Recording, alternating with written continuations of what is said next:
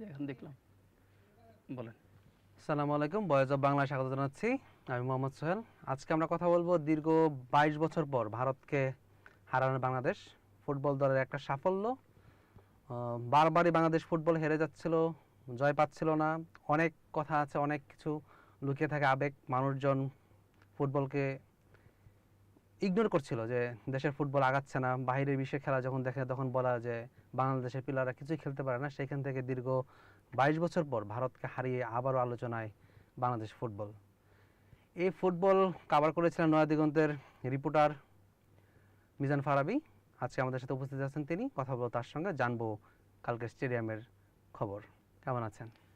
আছি ভালো, আপনি কেমন আছেন? আলহামদুলিল্লাহ। গতকাল তো আপনি স্টেডিয়ামে ছিলেন, গ্যালারিতে বসে খেলা উপভোগ করেছেন, দর্শকদের ক্রাউড সামনে থেকে ফিল করেছেন। কেমন লাগছে আপনার কাছে? আসলে স্টেডিয়ামে যখন আমরা থাকি, এই ব্যাপারগুলো তো আসলে একেবারে মানে স্বপ্নের মতো। যে 22 না, ঠিক 24,000 প্লাস দর্শক কালকে মানে সিটের বাইরে গিয়েও দর্শকরা দাঁড়িয়ে খেলা দেখেছে, কারণ অনেকেই সিট পাননি। তো এই যে দর্শকদের একটা ফুটবলের নতুন জোয়ার, হামজা, জামাল, সমিতদের ফিরে আসার যে জোয়ারটা, এটা আসলে গতকাল বাংলাদেশ একেবারে সচক্ষেই দেখলো। আমরা দেখতে পেয়েছি যে আইন শৃঙ্খলা বাহিনী দর্শকদের ভিড় সামলাতে ব্যর্থ হয়েছে। এমনকি দর্শকরা ব্যারিগেড ভেঙে ভিতরে ঢুকে গিয়েছে, যার কারণে সিটেরও অধিক লোক দাঁড়িয়েছিল। আমরা টেলিভিশনে দেখেছি যে বিভিন্ন বিল্ডিংয়ের ছাদ থেকে, ব্যালকনি থেকে দাঁড়িয়ে ম্যাচ উপভোগ করতেছিল। এই যে টান টান উত্তেজনা, তার মধ্যে একটা গোল হয়ে যাওয়ার পরে তো বাংলাদেশের দর্শকরা আরও এগ্রেসিভ হয়ে গিয়েছিল। সেই বিষয়টা কেমন ফিল করেছেন স্টেডিয়ামে বসে? দেখেন, আমি যখন ওখানে স্টেডিয়ামে ছিলাম তখন প্রায় 7:10 দিকে গেট বন্ধ হয়ে যায়। এরপরও গেটের বাইরে দর্শকদের, সমর্থকদের উপচে পড়া ভিড় ছিল, যাদের হাতে টিকিটই ছিল। তো সেখানে দেখা গেছে আইন শৃঙ্খলা রক্ষাকারী বাহিনীরা ছিলেন। এক পর্যায়ে দর্শকদের চাপের মুখে গেট তারা ভেঙে ঢুকলেন, সেখানে আমি দাঁড়িয়েছিলাম। এরপর পর্যায়ক্রমে তাদেরকে আবার চেক টেক করে হলো স্টেডিয়ামে গ্যালারিতে পাস দেওয়া হলো আর কি।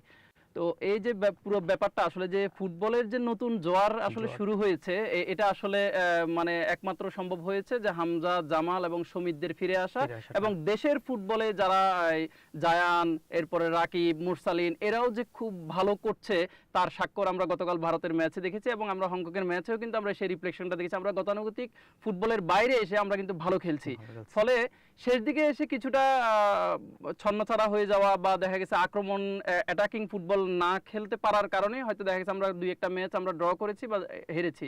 কিন্তু গতকালের ম্যাচে আমরা যেটা দেখলাম সেটা সম্পূর্ণ ডিফারেন্ট একটা ফুটবল, এবং অনেকে বলছেন যে গ্যালারি থেকে এই জোয়ার, এই সাউন্ড আমরা শুনতে পেলাম যে সবাই বসে এল ক্লাসিকোর ম্যাচ উপভোগ করছে।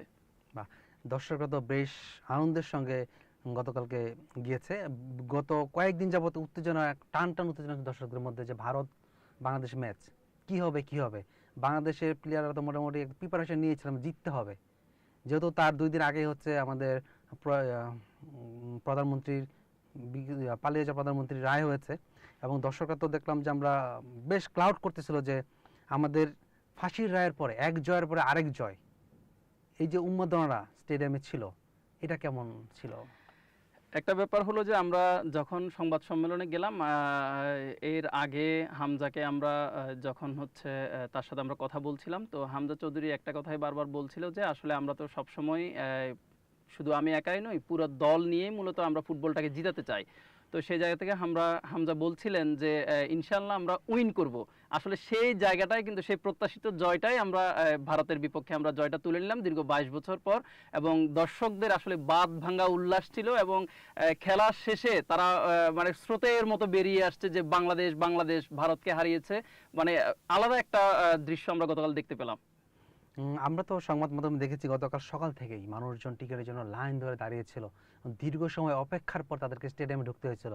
এই যে মানুষের উল্লাস, আমরা যদি কয়েক বছর পিছনে চলে যাই, ফুটবলের গ্যালারি ফাঁকাই ছিল, এবং কোনো ক্যামেরা গ্যালারিতে ধরা যেত না যে ফাঁকা, কেউ ফুটবল খেলা দেখতে আসে না। এই যে একটা সময় বিরাট ক্রাউড ছিল ফুটবল, ভলিবল এবং হাডুডু খেলাগুলো, এগুলো কিন্তু এখন প্রায় মৃত।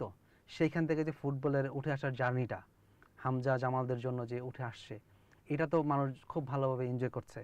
আগামী ম্যাচ নিয়ে তাদের কাছ থেকে কোনো বার্তা পেয়েছেন কিনা, বা দর্শকরা আগামীর ম্যাচগুলো কেমন দেখতে চায়, হামজা জামালদেরকে কোন জায়গায় দেখতে চায়, এরকম কিছু বলেছে কিনা তারা? একটা ব্যাপার হচ্ছে আমরা যেটা দেখলাম ভারত এবং বাংলাদেশের ম্যাচে হামজা সৌমিত্রা যে অ্যাটাকিং ফুটবল খেলেছে, বিশেষ করে হামজা তো পুরো মাঠেই সে চষে বেরিয়েছে। আমরা দেখেছি তাকে ডিফেন্সিভ খেলতে, এবং সর্বশেষ হচ্ছে আমরা যেটা দেখলাম সে গোলরক্ষকের ভূমিকা, মানে ফুটবলের 16 গলাটাই সে পূর্ণ করলো।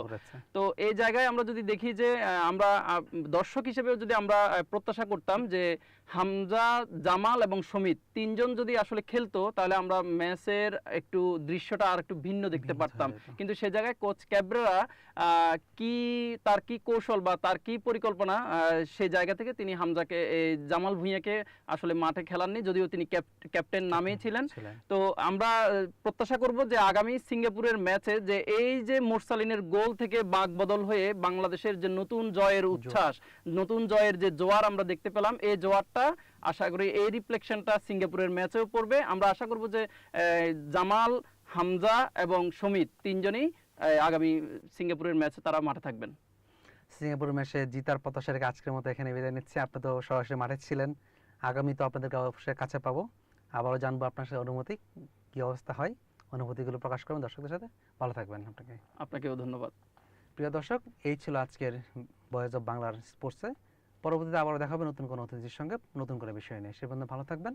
আসসালামু আলাইকুম। क्या बात है।